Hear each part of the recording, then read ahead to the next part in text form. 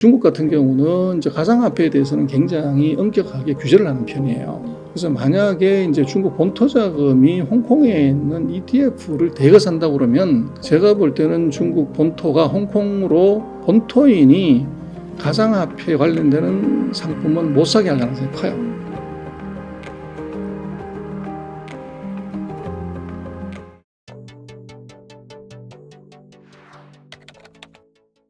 그러면 이번에 이슈를 좀 바꿔서 혹시 그 중국의 대만 침공에 대해서는 좀 어떻게 생각하세요? 그게 이제 얘기가 많이 나오는데 제가 볼 때는 그 가능성이 적어도 앞으로 15년 내에는 없을 거라고 봐요.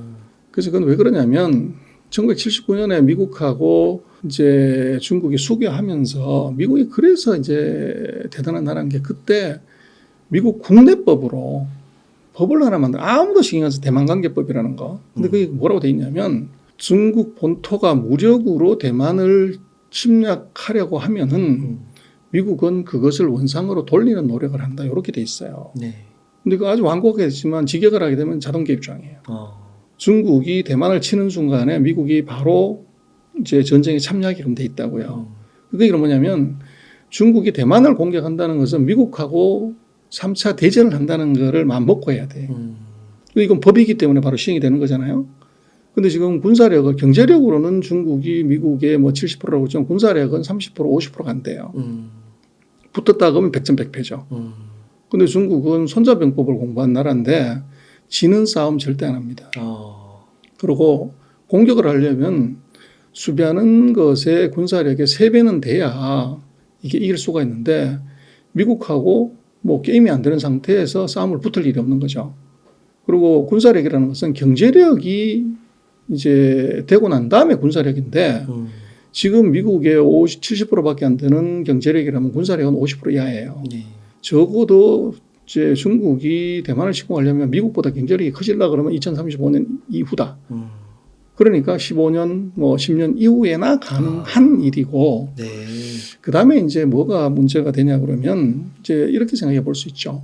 그 정치인들은 국가적 이익보다 사실 입으로는 뭐 국가 이익, 국민 얘기를 하지만 실제로는 자기의 이익이 더 중요해요.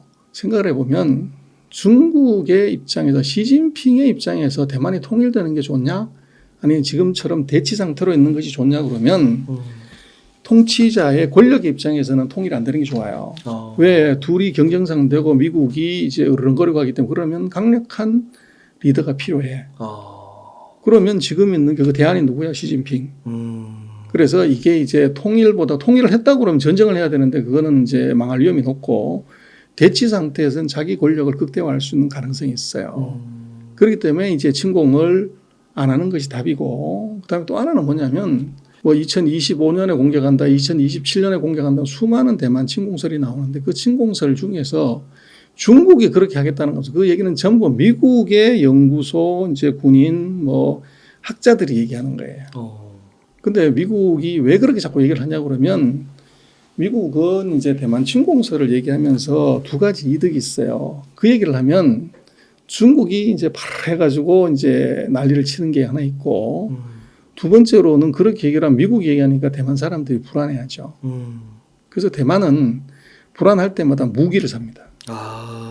그래서 지금까지 미국이 대만한테 팔아먹은 무기가 800억 달러가 넘어요. 그래서 이제 미국은 중국을 자극하고 또 플러스 해가지고 대만한테서 무기를 돈을 챙기는 두 가지 효과가 같이 있어요. 그래서 미국이 적당한 시기 때마다 외교적으로 조금 뭐 이럴 때마다 그 얘기를 하는 거죠. 그러면 중국이 난리치고 조금 있다가 대만이 또 비행기 사고 전투기 사고 뭐 이제 미사일 사고 하는 거죠. 그래서 일거양득을 하는 겁니다. 그래서 제가 볼 때는 중국의 군사력, 경제력 그리고 정치적 입지를 감안하면 적어도 10년에서 15년 내에 감히 이제 대만을 공격해서 미국과 붙는다는 건 상상하기 어렵고 그렇게 간다고 하면 그것은 뭐 중국이 아주 치명적인데 중국이 그럴 정도로 무모하지 않다 그렇게 보십니다. 대만에 있는 내부 세력 가운데서는 중국이랑 합치자 이런 사람들은 혹시 있는 건가요? 근데 그것도 이제 좀 엉터리인 게 우리는 이제 국민당이 이번에 보면 이제 차잉원이 민진당 대만 본토 사람이고 그 본토에서 이제 쫓겨온 장개석 국민당이 이제 그 어떻게 보면 야당인데 민진당은 친미 정권이고 국민당은 친중 정권이다. 그렇게 많이 얘기를 해요. 그런데 네. 문제는 그게 근본적으로 잘못된 설정인 것이 국민당은 공산당이 싫어서 쫓겨온 당이에요. 그런데 국민당이 중국하고 이제 일치되는 개념으로 보는 것은 맞지 않아요. 네. 이게 잘 지내서 실익을 챙기자 요게 맞는 것이지 중국하고 우리 같이 통일하자고 그러면 국민당이 공산당이 싫어서 반대해서 쫓겨왔는데 그걸 항복하는 결과가 돼 있잖아요. 그래서 지금 그 대만 같은 경우는 국민당이든 민주당이든 중국과 통일하자 뭐 합병하자 이건 아니고 사이좋게 잘 지내서 경제적인 이득을 극대화하자. 이제 요것에 대한 정도의 차가 네. 민진당은 예를 들면 미국을 더 중시하고 이제 중국 본토를 좀 멀리하자는 쪽이고 국민당 같은 경우는 이제 중국하고 경제적 이득을 더 많이 취득을 하자. 그것의 차이인 걸로 보여져요. 그래서 둘이가 제가 볼 때는 중국과 뭐 이제 같이 뭐를 해서 통일을 하자. 중국과 같은 스탠드를 가자. 그런 건 두 당도 그 근본적인 배경이나 뭘 보더라도 그것은 자유민주주의의 근본에 건다는 거기 때문에 그거는 조금 뭐 너무 많이 나간 것 같아요. 그 시진핑 정부는 바이든보다 트럼프를 원한다. 이런 말도 맞는 건가요? 근데 그건 답이 없는데요. 네. 근데 이제 이런 건 있죠. 그래서 오바마, 트럼프, 바이든, 그다음에 만약에 이제 이번 선거에서 트럼프가 되면 최근 16년 동안에 미국은 대통령이 4번이 바뀌죠. 네. 근데 중국은 오바마 때도 시진핑, 트럼프 때도 시진핑, 바이든 때도 시진핑, 만약에 트럼프가 된다면 또 시진핑이에요. 그러면 이제 정책의 일관성 측면에서 보면 한 사람이 계속하게 되면 대응력이 생기죠. 근데 미국은 오바마 때 했던 대중정책 트럼프 홀랑 다 뒤집었어요. 트럼프 때 정책 바이든이 다 뒤집었죠. 그리고 지금 이제 뭐 트럼프가 대놓고 얘기하잖아요. 자기가 당선되면 바이든 했던 정책 다 엎어버리겠다고 IRA 폐지할 거야. 뭐 바로 그렇게 나오잖아요. 기후협약 그런 거 왜 해? 동맹 전략? 돈 내면 동맹이고 돈 안 내면 동맹이고 지금 바이든의 전략을 다 뒤집어버린다고. 그래서 네.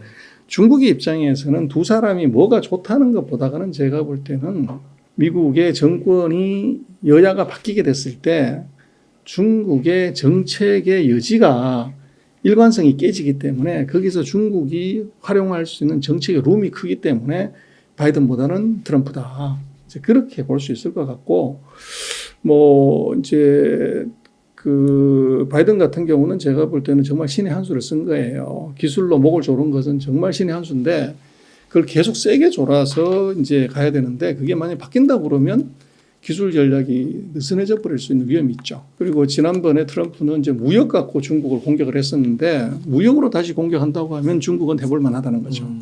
그래서 이제 트럼프가 바이든보다는 중국은 조금 더 상대하기 쉽다. 이제 그런 얘기는 나오는 배경인 것 같아요. 이 오늘 말씀을 들으면서 중국도 정말 만만치가 않고 앞으로도 되게 다시 뭐 재생이라고 할 거예요. 발전하는 그런 가능성이 좀 느껴지는데요. 우리 이미지에는 약간 중국이 약간 뭐 깡패 국가 같기도 하고 막 1대1로 이런 거 해서 뭐 차관 빌려준 다음에 막 뺏고 그 나라의 중요한 것들 뺏고 막 동남아 국가들 못 살게 굴고 뭐 이런 이미지가 있는데 이것도 좀 한편으로 너무 치우친 걸까요? 그게 좀 치우친 건데요. 이제 중국 같은 경우에 우리나라 언론에는 뭐 이제 도로 항만 이거 돈 빌려주고 다 뺏었다 이러는데 우리 같은 경우는 이제 선진금융기법을 쓰죠. 예를 들어서 이제 우리가 인천공항 가는 고속도로 보면 그 통행료가 비싸요. 다른 데보다가.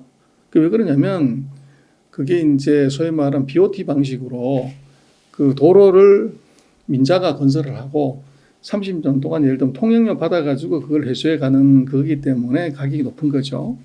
그럼 우리나라 국가는 전혀 이제 돈을 안 내고서 가는 건데 그런 방식을 중국은 쓴 적이 없어요. 자기 나라 안에서도 중국은 그런 금융기법이 발달하지 못해가지고 그냥 은행에서 담보 잡고 대출해주고 그다음에 돈을 회수하는 거 그거가 이제 중국 금융이 대부분이에요. 근데 해외의 다른 나라에도 마찬가지로 후진국 마찬가지로 그런 신디케이션이나 BOT 방식이나 이런 거를 쓸 수가 없는 이제 금융 낙후 수준이기 때문에 돈 빌려주고 거기서 담보로 그냥 잡은 거예요.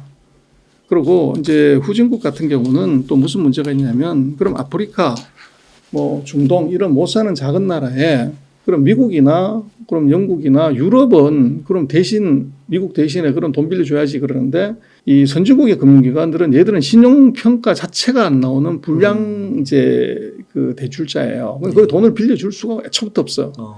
그래서 중국은 전략적으로 거기다가 이제 돈을 빌려준 거고 저희들의 금융기법이 은행밖에 없기 때문에 담보 잡았다가 이제 이게 담보가 그 이자가 안 들어오면 실행을 하는 그 메커니즘이에요. 근데 그게 이제 넘어갔다 이런 얘기인데 문제는 이제 중국이 그걸 왜 했냐. 그럼 중국은 그 담보 잡으면 원금을 회수할 수 있냐. 그거 아니에요. 후진국의 뭐 도로 항만 거기에 여행하는 사람이 몇 명이 되겠어요. 계속 적자지. 그래서 그걸 그냥 끌어안은 거죠. 어쩔 수 없이. 근데 그거를 이제 건설을 한 가장 큰 이유가 뭐냐면 중국 1대1로 150개 나라에다가 도로 항만 철도를 건설한 걸 보면 중국이 최근 10년 동안에 한 1조 달러 정도를 1대1로에 투자를 했어요. 근데 그 중에서 한 30%가 에너지에 투자한 겁니다. 그리고 한 16% 정도가 그 광물에다 투자를 한 거예요. 그래서 실제로 얘들 1대1로를 한 가장 큰 이유는 에너지하고 광물을 해외에서 조달을 하려고 한 거고, 그럼 예를 들어 아프리카다, 뭐 중동이다, 사막이나 이런 데서 광물을 캐고 석유를 캔들 그걸 가져와야 되잖아요. 그러니까 거기다 철도를 놓고 도로를 놓고 항만을 놓고 비행장을 건설한 것은 에너지하고 광물을 가져오기 위해서 SOC를 건설한 거예요. 그러니까 SOC를 건설할 때 지들이 필요해서 건설한 건데 그걸 그 나라가 필요한 것처럼 그렇게 그 나라한테 돈을 빌려주는 형태로 했던 거죠. 그러니까 그 나라가 이제 이자를 못 갚으니까 그걸 우리 거야 이렇게 해서 자기네 전용 도로를 써버린 것이고, 그건 이제 우리가 어떻게 보면 되냐면 우리나라도 저 청량리에서 부산까지 가는 경부선이 있잖아요. 근데 경부선이 그게 강원도 지역 경상도 산악지방을 통과해 가지고 부산으로 내려가잖아요. 근데 그게 일제 때 건설이 된 거예요, 중앙선이. 근데 그 산악 지역에다가 철도를 왜 건설합니까? 원자재가. 그게 바로 원자재를 일본으로 가져가기 위해서 중앙선을 건설했던 거죠. 그래서 지금 중국의 1대1로의 소시 건설은 제가 볼 땐 그렇게 봐야 돼요. 그리고 이제 그것을 이제 서방 세계가 중국이 저것들 뭐 이제 그 후진국 등 친다고 그러는데, 그러면 후진국의 등을 치는 것을 구제해 주려고 그러면 미국이나 유럽이 욕하는 미국이 그걸 대신 사주면 되잖아요. 그렇죠. 대신 대출을 주면 된다고. 그런데 말만 그렇게 해야지 그걸 사준 적이 없다고.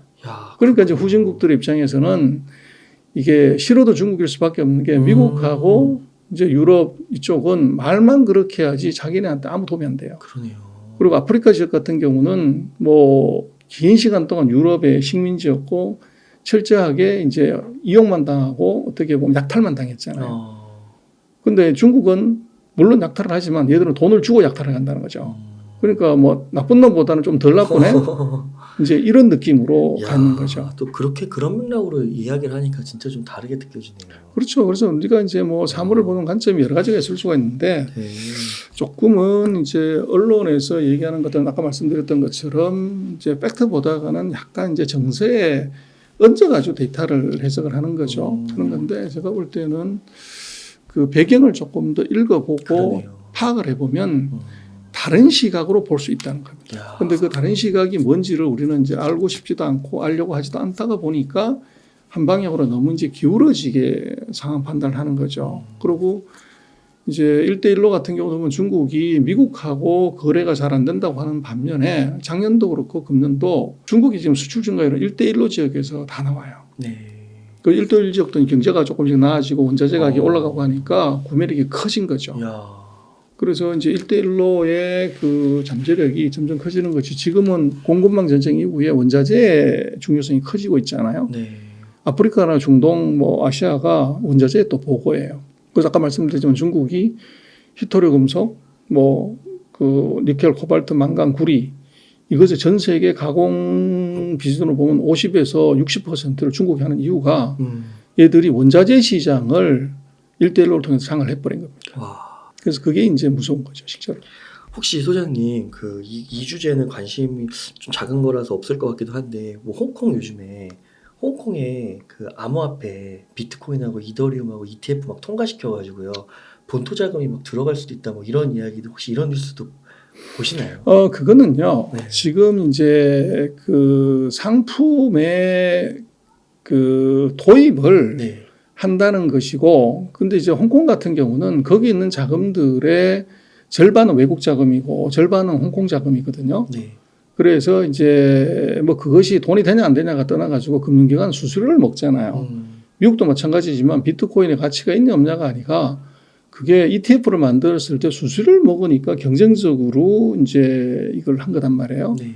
그래서 홍콩 같은 경우는 홍콩 정부 입장에서는 이제 그게 세금 받을 수 있고 이제 어떻게 보면 수수료를 뗄 수 있으니까 그 상품을 이제 도입을 해주겠다는 건데 그게 이제 가능성은 이제 중국 본토 자금들이 거리로 가가지고 이제 ETF를 살 수 있는 가능성 그게 있죠. 근데 중국 같은 경우는 이제 가상화폐에 대해서는 굉장히 엄격하게 규제를 하는 편이에요. 네. 그래서 만약에 이제 중국 본토 자금이 홍콩에 있는 ETF를 대거 산다고 그러면 제가 볼 때는 중국 본토가 홍콩으로 본토인이 가상화폐에 관련되는 상품은 못 사게 할 가능성이 커요. 그래서 그건 이제 왜 그러냐면 그 지금 뭐 비트코인들이 초기에는 보면 중국이 ICO도 그랬고 세계 최대였었어요. 맞아요. 채굴도 그랬고 그리고 ICO도 중국이 가장 많이 했다가 갑자기 이걸 스톱시킨 이유가 이게 지금 가상화폐가 전자지갑에 넣어가지고 밖으로 가가지고 환전을 발행할 수 있는 네. 그러니까 외환관리국의 통제를 받지 않는 자금 유출의 중요한 창구가 돼버린 거죠. 네. 중국이 그거를 이제 알고서 가상화폐를 완전히 스톱시킨 거고 네. 그다음에 가상화폐라는 것이 뭐 지금 미국도 마찬가지지만 실제적으로 그 거래 투명성이 보장이 되지 않잖아요. 우리도 그랬었지만 네. 이 거래량이 진짜 거래량이 누가 조작하고 있는지 알 수가 없다고 공정한 이제 그 공인된 거래소가 아니기 때문에 그러다 보니까 투기가 이제 만연한 거죠. 그래서 뭐 우리도 그렇지만 중국은 투기 굉장히 세단 말이에요. 그래서 그 투기의 강풍에 후유증도 같이 들 수가 있고 그래서 그 두 가지 이유 때문에 그 불법 자금의 불법적인 해외 유출 그다음에 이제 국민들의 과도한 투기 바람 이것 때문에 완전히 스톱을 시킨 거고 아마도 지금 만약에 홍콩에서 그 ETF가 출시가 돼서 본토 자금이 그리로 흘러 들어가는 것이 일정한 수준 이상이 되면 아마 제가 볼 때는 규제가 바로 들어갈 것 같아요. 막 부자들은 중국 본토인의 부자들은 막 나가고 싶어하고 막 그런 거 아니에요? 자금을 해외로 빼돌리고 싶고. 뭐 어느 나라든 다 그런데 그러나 그거는 이제 우리나라도 보면 뭐 중국 부자들이 무슨 싱가포르로 다 도망갔다 뭐 돈 다 빼다 그거 엉터리입니다. 그 외환관리법에 중국 같은 경우 1인당 이제 기업이 아닌 개인은 5만 달러 한 거 얼마 이상 해외로 갖고 나갈 수가 없어요. 그래서 해외로 뭘 갖고 갔다는 것은 기업의 어카운트를 이용해서 M&A라든지 수출입을 통해서 가장무역을 통해서 예를 들면 그 수출은 조금 하고 수입은 많이 한 걸로 해서 그 차액만큼을 해외로 빼는 이제 그런 메커니즘을 통해서 할 수 있는 것이지 뭐 몇 억 불 이거를 그 돈을 들고 나갔다 그건 있을 수가 없어요.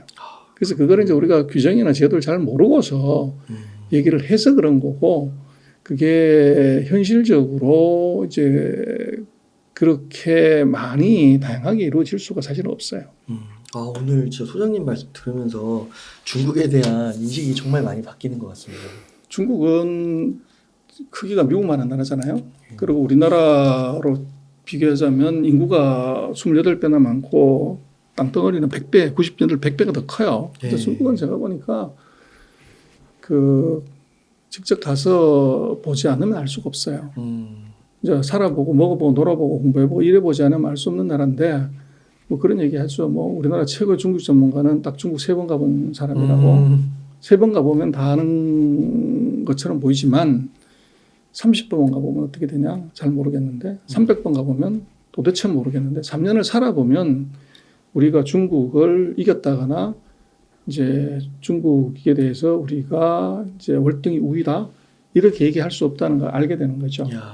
그래서 중국이 정말로 그렇게 허접한 나라면 가만 내버려도 또 망할 건데 미국이 대통령부터 나서가지고 그렇게 압박하고 누르는데도 최근 7년 동안 중국이 부도났거나 망했거나 뭐 이런 게 없단 말이에요. 그리고 중국이 미국한테 제재받은 기업이 605개 기업이 있는데 그중에서 부도난 게 하나도 없어요.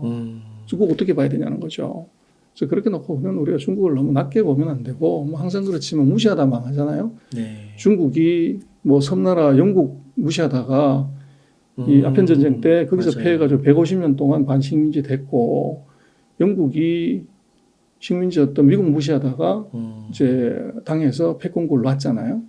그리고 또 사실은 미국도 지금 보면은 중국 그거 뭐 14억에 가난한 거지 나라 뭐 이런 형태로 낮게 봤다가 이거 이제 최근 뭐 4, 5년 사이에 이제 저렇게 강하게 견제가 나오는 것도 이제 미국의 어떻게 보면 첨단 산업까지도 중국이 이제 추격을 하는 그걸 목도를 했기 때문에 그런 거죠. 근데 뭐 이 반에서 우리가 보면은 1등, 2등이 미국하고 중국이고 3등이 일본인데 우린 13등이잖아요.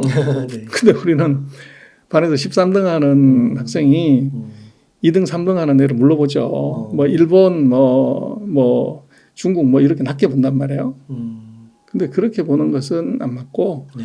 우리로서는 정확하게 중국의 실력 또 미국과의 전쟁의 방향 그걸 정확하게 예측을 하고 우리 입장에서는 거기서 실리를 최대로 어떻게 챙길 것인가 거기에 이제 집중을 해야죠.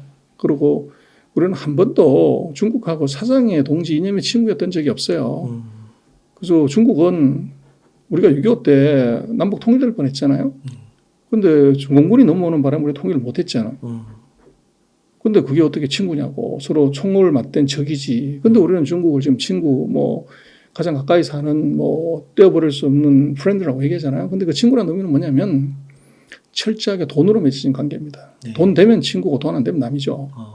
그래서 중국과 관계는 우리는 사상의 친구 이념의 동지가 아니에요. 그래서 오로지 돈 되면 친구고 돈 안 되면 남인 그 관계이기 때문에 그 한중간의 관계는 철저하게 이해관계를 보고 냉정하게 봐야지 그걸 자꾸 정서를 실어갖고 그렇게 놓고 보면 실수하죠.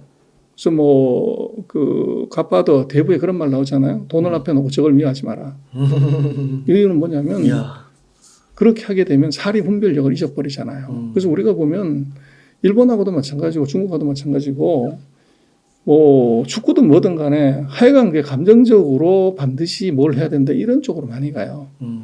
근데 그거는 객관적인 실력으로 보고서 이제 상대가 세다 그러면 그걸 잡아뜨릴 수 있는 전략을 모색을 해야지 말로만 얘기하는 것은 별 의미가 없어요. 그래서 우리가 지금 뭐 탈중국 그렇게 얘기를 하는데 그게 정말 우리가 탈중국이 되냐. 그리고 탈중국이 문제가 아니라 지난번에 우리가 요소수 사태가 벌어졌잖아요. 맞아요. 뭐 요소수라는 게 그람당 100원도 안 하는 제품인데 그걸 우리가 못 만드는 게 아니고 요소수를 중국이 막았을 때 우리 모든 물류가 다 서게 되는 불상사가 생겼잖아요. 네. 그래서 중국이라는 나라는 제가 볼 때는 중국이라고 이제 보지 말고 중동이라고 봐라. 우리가 석유 없으면 아무것도 안 되잖아요. 그렇듯이 중국은 이제는 우리가 필요한 원자재, 중간재를 오히려 가장 많이 수입하는 나라이기 때문에 우리가 중동을 관리하듯이 그렇게 이제 중국을 바라봐야지 과거에 우리가 봤던 우리 OEM 하청 공장 이렇게 보는 것은 맞지 않다. 그래도 문제는 지금은 뭐 기술이 왕이 아니고 뭐 미국도 마찬가지잖아요. 삼성한테 돈을 8조를 주면서 공장지라고 하는 것. 그 얘기는 기술이 왕이 아니라 공장이 왕이고 근데 공장에 있는 TSMC나 삼성도 의리되는 경우가 있어요. 그게 바로 반도체 공장에 들어간 장비잖아요. EUV 장비라고 하는 노광 장비. 그거 만드는 네덜란드의 조그만한 그 나라에 TSMC 회장도 가서 거기 조아리고 삼성의 회장도 가서 거기 조아려요. 물건 달라고. 네. 그래서 기술이 아니라 공장이고 공장이 아니라 장비인데 근데 장비가 있으면 뭐예요? 원자재가 없는데 실리콘 웨이퍼가 없는데 리튬 배터리에 흑연이 없는데 그러면 지금은 이게 장비보다가도 더 중요한 게 소재예요. 근데 문제는 이 소재에 반도체 소재의 40에서 예를 들면 배터리 같은 경우 80%가 중국에 의존한다고. 그래서 중국은 제가 볼 때는 이 중동처럼 우리가 잘 관리해야 될 이제 대상이고 또 이제 반도체만 놓고 보면 그 중국으로 수출하는 게 우리가 홍콩까지 포함하면 60% 가까이 돼요. 우리나라 전체. 그러니까 이것은 달러 박스라도 중요하고 또 반도체를 만들려면 필요한 원자재 40%를 중국에서 갖고 오기 때문에 우리는 중국은 잘 관리해야 될 대상임에 분명합니다. 아, 네, 오늘 너무 좋은 말씀 감사합니다. 아, 진짜 시간이 어떻게 가는지 모르겠는데요. 오늘 너무 감사드리고, 소장님 그 진짜 한 가지만 딱 질문드리면 진짜 너무 궁금해서 우리나라가 중동을 그 뭐 관리라고 표현을 해야 되는데 어떻게 관계를 좀 그렇게 잘 맺어온 거예요? 뭐가 있나요? 중동요? 예, 그 아까 중국을 중동처럼 관리해야 된다고 하셨잖아요. 우리나라가 그동안 중동에 엄청나게 뭐 이렇게 기여를 한 건가요? 노력을 한 건가요? 기여보다가는 첫 번째는 외교 관계를 안정적으로 유지를 하죠. 그래서 트러블이 일어나지 않게. 네. 그래서 예를 들면 이제 이란 이라크 문제라든지 사우디 문제들에 대해서 우리가 잘 이제 중립적인 위치를 가져가고 그렇게. 그리고 또 이제 그쪽에서 SOC의 인프라가 많이 필요했잖아요. 중동이 뭐 이제 도로 항만 뭐 이런 건설 거기에 우리가 깊이 관여를 했고 또 지금 이제 중동 같은 경우는 이제 제일 하고 싶은 거 이제 사막에서 석유 다 뽑고 나면 문제가 되잖아요. 네. 그래서 얘들도 첨단 산업 AI 산업을 하고 싶은데 그거 있으려면 반도체가 있어야죠. 네. 그래서 한국하고 반도체 관련되는 쪽에서의 협력 그건 무시하고 싶어 하죠. 그래서 이제 중국 같은 경우는 역으로 뒤집어 놓고 보면 SOC는 이미 다 끝났기 때문에 해당 사항이 없는데 이제 AI를 하려고 하면 중국도 똑같이 반도체가 필요해요. 한국의 반도체 기술이 필요한 거죠. 네. 근데 문제는 지금 D램에서 HBM이라는 거 지금 AI 갖고 난리지만 AI가 되려면 엔비디아의 GPU가 있어야 돼요. 그 옆에 같이 붙는 하이닉스의 하이밴드 메모리가 있어야 돼요. 근데 그 하이밴드 메모리는 대만도 못 만들고 중국도 못 만들고 미국은 만드는 척하지만 실력이 안 돼요. 그건 한국밖에 지금 못한다고 삼성 하이닉스가. 네. 그래서 중국의 입장에서는 AI를 제대로 하려고 하면 이게 엔비디아의 그런 GPU 칩도 있어야 되지만 한국이 갖고 있는 HBM도 있어야 돼요. 그렇죠. 근데 그걸 자기네가 지금 개발할 실력이 안 돼. 그러니까 한국하고 그런 거 협력하고 싶어 하죠. 그래서 우리는 그거를 잘 레버리지 걸어가지고 뭔가를 크게 챙기고 또 어떻게 보면 중국이 우리를 함부로 못하게끔 그걸로 통제하는 것 이제 그런 게 실력이고 그게 외교죠. 그래서 뭐 이제 자기보다 못한 놈 다루는 거야 그건 쉬운 거고 자기보다 센 놈을 작은 놈이 큰 놈을 잘 다루는 게 그게 진짜 실력이고 그게 외교죠. 오늘 너무 좋은 말씀 감사드립니다. 오늘 인터뷰한 이 정도에서 마무리하도록 하겠습니다. 예. 이렇게 해서 전병서 소장님을 모시고 이야기를 나눠봤습니다. 긴 시간 동안 유익한 인사이트 많이 나눠주셔서 감사의 말씀 드립니다. 오늘 고생 네, 많으셨습니다. 고맙습니다.